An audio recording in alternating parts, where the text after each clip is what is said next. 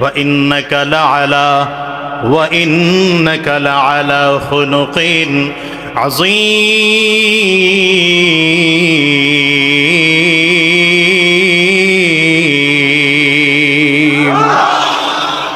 পয়গম্বর, আপনি মহান চরিত্রের অধিকারী।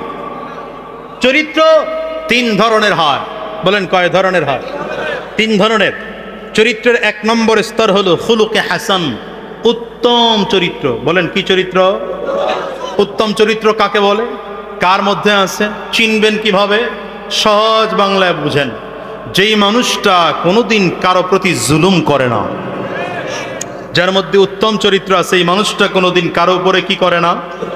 যদি তার উপরে কেউ জুলুম করে তো প্রতিশোধ নেওয়ার প্রয়োজন মনে করলে ততটুকুই প্রতিশোধ নেয় যতটুকু তার উপরে জুলুম করা হয়েছে। এলো চরিত্রের সর্বনিম্ন স্তর, প্রথম স্তর। এর চেয়ে একটু উঁচু। রাগ বেটা। চরিত্রের দ্বিতীয় নম্বর স্তর খুলুকে কারীম অথবা খুলুকে আহসান। কার মধ্যে আছে বুঝবেন কি করে? এই মানুষটা কোনোদিন কারো প্রতি জুলুম তো করেই না, বরঞ্চ তার উপরে যদি কেউ জুলুম করে সে উল্টো মজলুম হয়ে জালিমের হিদায়াতের জন্য দোয়া করে। ঠিক না? হ্যাঁ, চরিত্রের আরেকটা স্তর আছে যেটা দুনিয়ার সাধারণ কোনো মানুষের না, কোনো সাহাবীর ছিল না। এই চরিত্রটা একমাত্র আমার নবীর জন্য খাস। এই চরিত্র হলো খুলুকে আযীম। কি চরিত্র? মহান চরিত্র। কি চরিত্র? মহান চরিত্র। কার মধ্যে আছে? এক নম্বর, এই চরিত্রের মানুষ কোনোদিন কারো প্রতি জুলুম করবে এটা কল্পনাও করা যায় না। দ্বিতীয় নম্বর, তার প্রতি যদি কেউ জুলুম করে তো মজলুম হয়ে জালিমকে সর্বপ্রথম মাফ করে দেবে। সুবহানাল্লাহ, বাড়ি যায় বলবেন। তৃতীয় নম্বর, মজলুম হয়ে জালিমের প্রতিশোধ নেওয়ার শক্তি থাকার পরেও প্রতিশোধ নেবে না। চার নম্বর, মজলুম হয়ে জালিমের হিদায়াতের জন্য দোয়া করবে। পঞ্চম নম্বর, মজলুম হয়ে উল্টো জালিমের প্রতি সহানুভূতি দেখাবে। কথা বললাম? এক নম্বর, প্রতিশোধ নেবে না, কথা কয় না তো এরা। এক নম্বর কি করবে না। দ্বিতীয় নম্বর, মাফ করে দেবে। দ্বিতীয় নম্বর কি করবে? তিন নম্বর, কারো প্রতি জুলুম করবে এটা কল্পনাও করা যায় না। চার নম্বর, মজলুম হয়ে জালিমের হিদায়াতের জন্য দোয়া করবে। পঞ্চম নম্বর, মজলুম হয়ে উল্টো জালিমের প্রতি সহানুভূতি দেখাবে। এটা আমার নবীর ছিল। সুবহানাল্লাহ, এটা আমার নবীর ছিল। কার ছিল? কথা কয় না। কার ছিল? এটা আমার নবীর ছিল। দেখেন, ইহুদির বাড়িতে আমার নবী কাজ করতেছেন। ইহুদির সাথে আমার নবীর চুক্তি হলো। ইহুদির সাথে আমার নবীর চুক্তি হয়েছে, বালতির মধ্যে রশি বেঁধে কূপের থেকে পানি উঠাবে। এক বালতি পানি উঠালে বিনিময়ে ইহুদি আমার নবীকে 2টো খেজুর দিবে। কিন্তু ইহুদির রশি ছিল দুর্বল। রশি দুর্বল থাকার কারণে বালতির মধ্যে পানি ভরে যখন টান দিলেন, রশি ছিঁড়ে বালতি নিচে পড়ে গেছে। আচ্ছা বলেন, এতে আমার নবীর কি দোষ? আরে কথা কয় না। বদমাশ ইহুদি এসে আমার নবীর গালের মধ্যে এক থাপ্পড় বসায় গেছে। এবার আমার নবীর আখলাক দেখেন। এই যে বলছে খুলুকে আযীম, এবার আমার নবীর আখলাক দেখেন। আচ্ছা বলেন তো, নবী যদি চাইতেন পাল্টা থাপ্পড় দেওয়ার মতো শক্তি আমার নবীর ছিল না ছিল না? কেমন ছিল? আমার নবী তো এমন একজন ব্যক্তিত্ব যার মধ্যে জান্নাতি 100 জন পুরুষের শক্তি আমার নবীর একার মধ্যে ছিল। নবীজি না প্রতিশোধ না নিয়ে নরম হয়ে গেলেন, মাটির মতন নরম হয়ে গেলেন। নরম হয়ে বললেন, চাচা রাগ করিয়েন না, বালতিটা উঠায় দেই। কইবেন না সুবহানাল্লাহ বলবেন? এমনি ধাক্কায় ধাক্কায় সুবহানাল্লাহ বলাইলে কাজ হয়? মাগরিবের পরে শুনলাম মুফতি শামসুদ্দোহা আশরাফি এবং বাংলাদেশের জিন্দা লাইব্রেরি মুফতি রেজাউল করিম আবরার সাহেবের বয়ান শুনছেন। এরপরে তো সুবহানাল্লাহর পাওয়ার এমন হওয়ার কথা না। তো আওয়াজ দিয়ে সুবহানাল্লাহ বলেন তো। তো আওয়াজ আছে দেখা যায় এমন কে?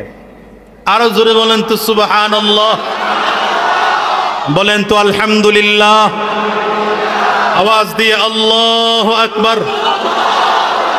হ্যাঁ, এরকম আওয়াজ বাড়ায় রাখবেন, কিপটামি করেন না। তাও কি বললাম, নবীজি মাটির মতো নরম হয়ে গেলেন। ইহুদি চিন্তা করতেছে এত গভীর কূপ থেকে মুহাম্মদ বালতি উঠাবে কি করে? তো আমার নবী হাত কূপের মধ্যে ঢুকাইছেন। তো আমার নবীর হাত তো নরমাল হাত না, নবীর হাত তো নবুওয়াতের হাত, রিসালাতের হাত, মুআজিজার হাত। হাত কূপের মধ্যে ঢুকছে তো ইহুদি তাকিয়ে তাকিয়ে দেখতেছে হাত লম্বা হচ্ছে। হাত লম্বা হতে হতে হতে হতে বালতি পর্যন্ত পৌঁছে গেল। রাহমাতুল্লিল আলামিন বালতি, রশি, পানি সহ উঠাইয়া ইহুদির সামনে নিয়ে ধরে বললেন, চাচা এই যে আপনার বালতি।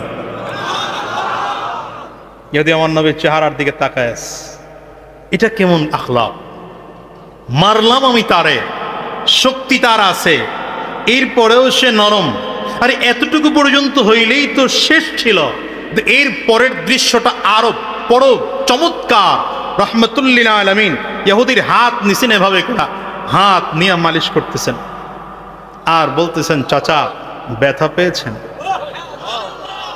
আরো জোরে চিল্লায় বলেন, চাচা ব্যথা পেয়েছেন? আরে রাসূল আরবি সাল্লাল্লাহু আলাইহি ওয়াসাল্লামের আখলাক দেখে ইহুদি আমার নবীর পায়ের কাছে বসে বসছে।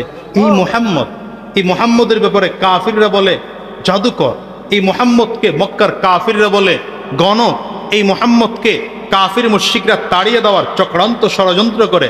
না, হতে পারে না। মুহাম্মদুর রাসূলুল্লাহ সাল্লাল্লাহু আলাইহি ওয়াসাল্লামের পায়ের কাছে ইহুদি বসে পড়ে হাত বাড়িয়েছেন, মুহাম্মদ কালিমা পড়িয়ে দাও, মুসলমান হয়ে যাও। হ্যাঁ, এটা আমার নবীর আখলাক। হ্যাঁ, বলবেন অনেকে, হুজুর তাহলে সারাটা জীবন কি এমন করে পিঠ মুছে মুছে চলা লাগবে? দেখেন, যেই নবী ইহুদি মেরেছে এর পরেও আমার নবী প্রতিবাদ করেন নাই। সেই নবী তরবারি হাতে ময়দানে গিয়েছেন না যান নাই? যুদ্ধের ময়দানে গিয়েছেন না যান নাই? কি বুঝাইলেন? যেই নবী এত নরম, কাফির মেরেছে, এরপরে নবীজি প্রতিবাদ করেন নাই, শক্তি ছিল প্রতিবাদ করেন নাই, নরম মেজাজ, নরম আচরণ, নরম ব্যবহার দেখিয়েছেন। সেই নবী যুদ্ধের ময়দানে শুধু যুদ্ধই করেন নাই, বরঞ্চ সাহাবায়ে কেরামদেরকে যুদ্ধের প্রস্তুতি নেওয়ার জন্যে এমন ভাষণ দিয়েছেন, সেই দিনের ভাষণে আমার নবীর কপালের রগ খাড়া হয়ে গিয়েছিল। কি বুঝিয়েছেন গোটা জাতিকে আমার নবী রাসূলুল্লাহ সাল্লাল্লাহু আলাইহি ওয়াসাল্লাম? গোটা জাতিকে বুঝিয়েছেন, এই একটা হলো ব্যক্তি স্বার্থ, আরেক হলো দ্বীনের স্বার্থ। ব্যক্তি স্বার্থ 1000 বার ছাড় দেব, 100 বার ছাড় দেব, 100 ভাগ ছাড় দেব। দ্বীনের স্বার্থ, ইসলামের স্বার্থ, কোরআনের স্বার্থ, মসজিদ মাদ্রাসার স্বার্থ, নবীর স্বার্থ, আল্লাহর স্বার্থ 1%ও ছাড় দেব না। এই জন্য তুমি মাঝে মাঝে বলি, গালি দাও, আমাকে গালি দাও, 1000 বার মেনে নেব। আমার পীরকে গালি দাও, 1000 বার মেনে নেব। আমার রাজনৈতিক নেতাকে গালি দাও, বারবার করে গালি দাও, মেনে নেব। কিন্তু সাবধান, যদি তুমি ইসলামের বিরুদ্ধে কথা বলো, কোরআনের বিরুদ্ধে কথা বলো, দ্বীনের বিরুদ্ধে কথা বলো, মাদ্রাসা মসজিদের বিরুদ্ধে কথা বলো, কোরআন ও সুন্নাহর বিরুদ্ধে কথা বলো, এদেশের তৌহিদি জনতার বিরুদ্ধে কথা বলো, খুদার কসম করে বলি, খুদার কসম করে বলি, দাড়িওয়ালা, টুপিওয়ালা, জুব্বাওয়ালারা মাথার পাগড়ি খুলে কোমরে ব্যথা নেবে, বেঈমান লাশ গুটিয়ে পালাতে বাধ্য হবে। হাত তুলে বলো ঠিক। এটা ইসলাম, এটাই ইসলাম। আমার স্বার্থ 100% ছাড় দেব, দ্বীনের স্বার্থ 1%ও ছাড় দেব না। কথা বল না কেন? আমার স্বার্থ, বুঝলেন না কি বিষয়টা? বুঝছেন? আমার স্বার্থ, কথা কয় না, আমার স্বার্থ 100 ভাগ ছাড় দেব। দ্বীনের স্বার্থ, আমাকে কেউ ক্ষতি করেছে, কেউ মেরেছে, প্রতিবাদ করব না, কিন্তু দ্বীনের উপরে কেউ আঘাত করেছে, ছাড় দেব না। ঠিক আছে তো ভাইরা আমার? তো রাসূলুল্লাহ সাল্লাল্লাহু আলাইহি ওয়াসাল্লামের আদর্শ এত চমৎকার আদর্শ, দেয়া আদর্শ দেখে কাফির মুশরিকরা কালিমা পড়ে মুসলমান হয়ে যায়। এখন বলবেন হুজুর আমাদের লাভ কি, নবীজির আদর্শ মানলে আমাদের লাভ কি? সোজা বাংলায় উত্তর নেন, দুনিয়ায় শান্তি পরকালের মুক্তির জন্যে আমার নবীর আদর্শের বিকল্প নেই। দুনিয়ায় শান্তি পরকালীন মুক্তির জন্যে আমার নবীর আদর্শের বিকল্প। দেখেন রাসূলুল্লাহ সাল্লাল্লাহু আলাইহি ওয়াসাল্লাম যেই বছর হিজরত করে মদিনায় আসছেন, মদিনার এক কৃষক, বাংলাদেশের কৃষকরা যেমন বেশিরভাগ ধান চাষ করে, মদিনার এই কৃষক গম চাষ করত। প্রতি বছর যেই পরিমাণ গম তার হতো, এটা দিয়ে সারা বছরের খোরাকি হয়ে যেত। যেই বছর নবীজি হিজরত করে মদিনায় আসছেন, এই বছর খোরাকি হইছে একটু কম হইছে। হিসাব নিকাশ করে দেখলো 10 মাসের খোরাকির ব্যবস্থা আছে, 2 মাসের খোরাকি নাই। তো কি করবে? অভাব দূর হবে কি করে? বন্ধুদের সাথে পরামর্শ করে সিদ্ধান্ত পায় না। হঠাৎ করে স্ত্রী একদিন বলল, শোনো, শুনলাম মদিনাতে নাকি একজন মুসলমানদের নবী আসছে। সুবহানাল্লাহ কয় না? মুসলমানদের এক নবী নাকি মদিনায় আসছেন, নাম নাকি তার মুহাম্মদ। সে নাকি মুসলমানদেরকে ভালো ভালো কিছু পরামর্শ দেয়, পরামর্শগুলো মানলেই নাকি মুসলমানরাও বিপদ মুক্ত হয়। তুমিও গিয়ে তোমারটাও বলো না। কয় না, মুখ বন্ধ করে বেরিয়েছে, তালা লাগাইছেন। লোকটা কিন্তু ইহুদি, লোকটার স্ত্রী ইহুদি। পাঠাইছেন কার কাছে? নবীজির কাছে। এই জন্য আল্লাহ বলেন, মাইয়াহদিল্লাহু ফাহুয়াল মুহতাদ ওয়া মান ইউদ্লিল ফালান তাজিদা লাহু ওয়ালিয়াম মুরশিদা।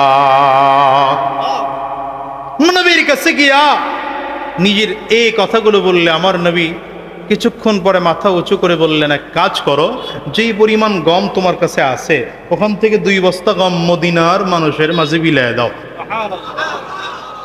আপনারা সুবহানাল্লাহ কইছেন? বুঝা কইছেন না বুঝা কইছেন? আপনারা তো সুবহানাল্লাহ কইছেন, ও বেটার মেজাজ গেছে খারাপ। এমনি আছি অভাবে, আরো 2 বস্তা গম মদিনার মানুষে দিতে বলে। ঘরে স্ত্রীর কাছে এসে কয়, কার কাছে পাঠাইছস?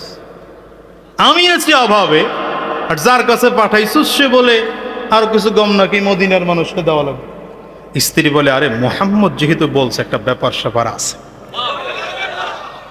হায় হায়, এবার স্ত্রীর কথায় 1 বস্তা গম, নবী বলছেন কয় বস্তা?